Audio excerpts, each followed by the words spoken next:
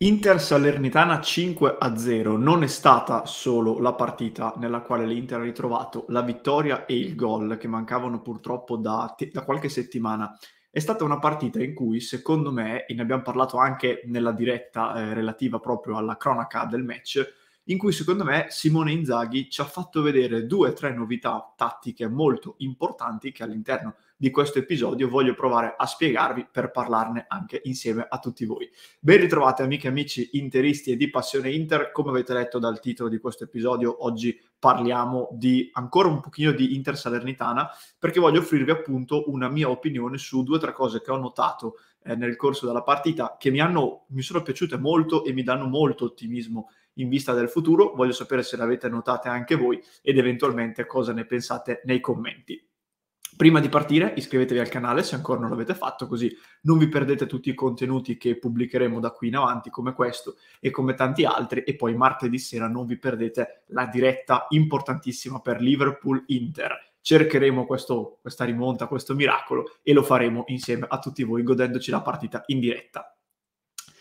Partiamo subito. Allora, dicevamo Inter Salernitana 5-0, partita molto importante che in primis ci ha permesso all'Inter di ritrovare gol e vittoria, 2 elementi che purtroppo mancavano da un po' e che servono a questa squadra, al di là del fatto che l'avversario non era irreprensibile, però servono per ritrovare un po' di fiducia. Non a caso abbiamo visto tanti giocatori che sembravano completamente rigenerati, a partire da Lautaro Martinez, passando per Barella e anche tanti altri.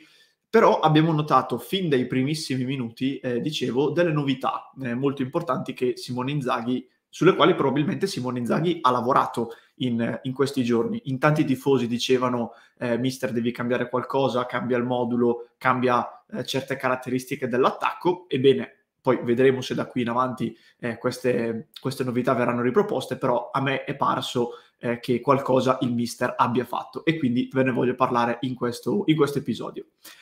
Parto subito dalla prima novità che secondo me è quella, 1, più importante, 2, più impattante, 3, potenzialmente più produttiva in vista degli ultimi mesi di stagione. L'Inter contro la Salernitana è stata una squadra spietatamente, non so se esiste questo termine, me lo auguro, verticale. Cioè, prendeva palla, la giocava sulle mezze ali, soprattutto Barella in questo caso, e non cercava una sovrabbondanza di passaggi, non cercava di andare per forza sugli esterni, testa alta, inserimento degli attaccanti, passaggio diretto verticale. Questo secondo me è un fattore molto molto importante. Chi ci segue da almeno qualche settimana, se non di più, si ricorderà che una delle cose che io in questo periodo ho ripetuto più spesso è appunto la necessità, secondo me, di cercare molto di più la profondità con gli attaccanti per valorizzare 2 attaccanti che non saranno magari dei top mondiali, ma sono comunque molto forti. Soprattutto uno, che è Lautaro Martinez, che io ho sempre detto, è vero che non sta segnando, è vero che ci sta mettendo del suo, però se il modo con cui vogliamo portare Lautaro a fare gol è quello di farlo giocare pochi metri più in là dalla metà campo, spalle alla porta, è evidente che non segnerà mai.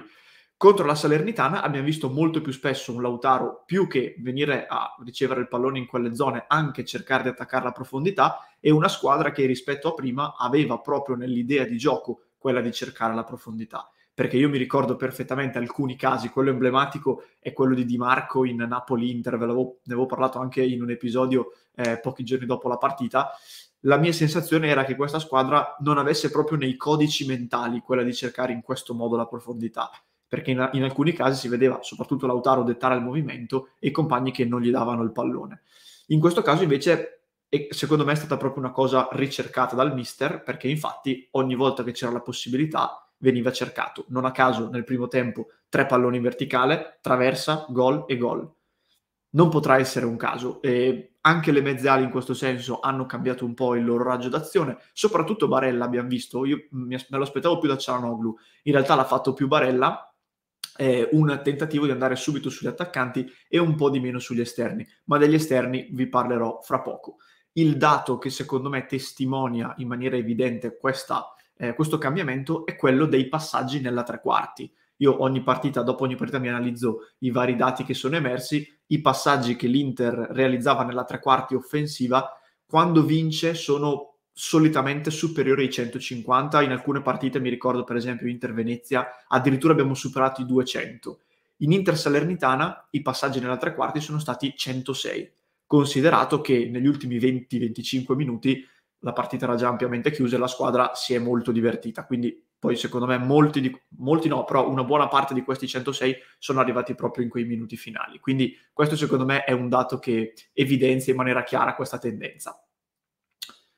La seconda novità viene di riflesso, gli attaccanti che attaccano molto di più la profondità. Ve ne ho parlato già in parte fino a un attimo fa. Ho visto Dzeko un po' di meno, soprattutto Lautaro Martinez e poi devo dire anche Correa una volta che è entrato, suddividere il proprio compito nella fase offensiva, non facendo solo un appoggio alla squadra a spalle alla porta con scarico o sulla mezzala o sull'esterno, come facevano sempre fino all'ultima partita, ma cercare sia questo tipo di lavoro che l'attacco alla profondità. E questo, non voglio ripetermi, però secondo me è il modo migliore per esaltare giocatori che comunque hanno il gol nel sangue. Questa è una cosa che ripeteva spesso Lorenzo. È vero che l'Inter attacca tanto, però è chiaro che se tu porti ad avere nelle condizioni di far gol un attaccante, avrai comunque più possibilità di farlo il gol che non portandoci per esempio Dumfries, portandoci Barella, che sono bravi ma non hanno il gol nel sangue, e quindi è più facile che magari qualche occasione importante la sprechino. L'esempio più lampante è l'occasione enorme che Dumfries ha avuto nel derby contro il Milan, in cui ha chiuso gli occhi, ha calciato di potenza e di fatto ha colpito Maignan. Non abbiamo la controprova che Lautaro avrebbe fatto gol, però è chiaro che una punta in quelle situazioni lì ha comunque più probabilità di centrare la rete.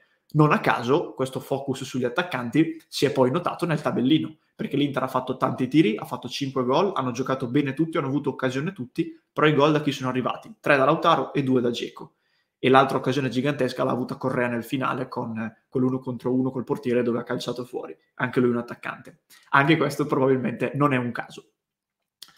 La terza novità, metto subito le mani avanti, voglio vedere se verrà riproposta ancora o se è stata frutto più delle caratteristiche di questa partita. Però io ho visto qualche piccolo cambiamento anche sugli esterni. In che termini? Allora, una delle caratteristiche delle squadre di Inzaghi è sempre quella degli esterni molto larghi, con i piedi sulla linea laterale e molto alti. Mi ricordo perfettamente che ne avevo parlato anche nel video di presentazione di Simone Inzaghi una volta arrivato dalla Lazio. Aveva detto questa cosa perché è proprio un suo marchio di fabbrica. Anche con la Salernitana si è visto, in particolare mi ricordo all'inizio della ripresa il bordocampista di DAZN ha proprio offerto un contributo dicendo Inzaghi ha chiesto ai suoi esterni di stare molto larghi, quindi questa cosa non l'ha abbandonata. Però io ho visto più situazioni in cui gli esterni erano un pochino meno alti e un pochino più centrali, in modo tale da avere più campo davanti, e in particolare appunto ho visto gli esterni molto più cercati sulla corsa che non sulla ricezione alta e piuttosto statica. Questo secondo me è un valore importante perché soprattutto Dumfries, ed è lo stesso discorso che facevo per Hakimi, se viene cercato con campo davanti e permettendogli di correre, diventa un giocatore molto più decisivo che non dandogli il pallone quando è già in fascia, quando ha davanti due uomini e quindi non può far altro che, come fa nell'80% dei casi, stopparla e passarla indietro. Dumfries faceva fatica anche Hakimi in questo senso, quindi figuriamoci Dumfries, che tecnicamente è inferiore, non è un esterno che riceve, si gira e se ha due uomini davanti in un fazzoletto se li salta. Non ha questo tipo di qualità.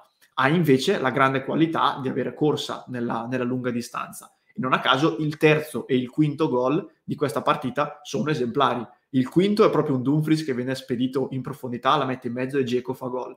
Il terzo non è Dumfries ma è Dzeko, addirittura, che lavora col pallone, però è proprio sulla posizione dell'esterno, riceve a spazio davanti a sé, la mette in mezzo e Lautaro fa gol. Ecco, voglio rivedere, ripeto, questa anche nelle prossime partite, se questa cosa troverà conferme, perché va anche detto che la Salernitana è venuta a San Siro con la volontà di giocare a viso aperto, quindi anche con grande coraggio, e magari è frutto proprio di questo, se i nostri esterni hanno avuto più spazio. Però secondo me è un fattore molto interessante, e lo stesso discorso varrà poi per Perisic. Ultimissimo piccolo appunto lo voglio fare proprio su Perisic e Gosens, perché Gosens è entrato per 30 minuti, ha già messo un assist dopo un paio di minuti dal suo ingresso in campo e ci ha fatto vedere tante cose positive. Ho notato una grande differenza fra Perisic e Gosens, perché Perisic spesso viene cercato andando a svuotare il lato sinistro del campo, quindi concentrandoci su quello destro e poi cambiando di gioco e trovando spesso Perisic in 1 contro 1 con il difensore avversario. Se avete notato invece Gosens non è mai stato cercato in questa maniera. La maggior parte delle volte siamo andati in fascia o con la mezzala, quindi Çalhanoğlu o Barella, o con bastoni, e poi Gosens si proponeva già direttamente nell'area di rigore. L'esempio più evidente è il gol di Dzeko che arriva sul suo assist. Riceve la mezzala sull'esterno, mi pare Barella in questo caso, Gosens si sovrappone ma già direttamente in area di rigore, riceve, lui anche senza guardare sa già dove va l'attaccante, cross di prima di sinistro e palla in rete.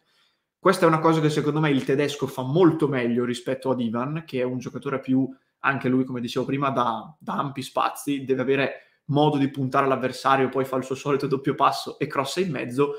Non è una cosa negativa, perché in base a come si mettono le partite puoi sfruttare meglio l'uno o l'altro e comunque entrambi sono giocatori di altissimo livello, quindi non potranno che farci comodo.